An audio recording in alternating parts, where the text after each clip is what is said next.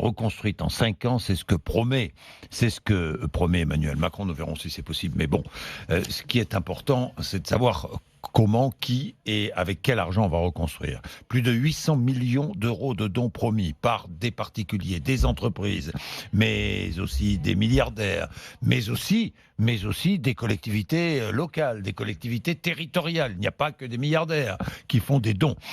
Est-il normal, à propos des plus riches, que l'État doive rembourser 60% des dons ?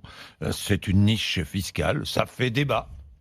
RMC, ça fait débat. Oui, ça fait débat. Il y a 200 millions pour la famille Arnault, 100 millions pour la famille Pinault, et puis il y a 10 millions pour l'homme d'affaires Marc Ladré de la Charrière, la Société Générale, tant d'autres entreprises, AXA, etc., Total. Tous veulent aider, mais tant mieux à la reconstruction de Notre-Dame de Paris, encouragée par une fiscalité avantageuse aussi. Caroline Philippe. 60% de réduction d'impôts pour les entreprises, 66% pour les particuliers. Une fiscalité prévue par la loi Aillagon qui date de 2003. Ces dons pour aider à la reconstruction de la cathédrale Notre-Dame sont considérés comme du mécénat et donc déductibles d'impôts. Pour Bertrand Defedo, vice-président de la Fondation du patrimoine, ce dispositif est vertueux. Il attire les gros donateurs et diminue le montant du chèque que l'État devra de toute façon signer. La cathédrale appartient à l'État. Et donc, tout ce qui va être donné par les entreprises ou les particuliers vient en moins de l'effort que l'État aura à fournir pour restaurer son bien et son patrimoine.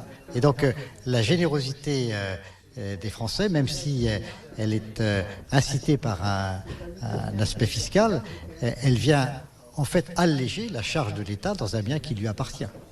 Jean-Jacques Aillagon, ancien ministre de la Culture à l'initiative de cette loi, demande même que l'État décrète Notre-Dame trésor national.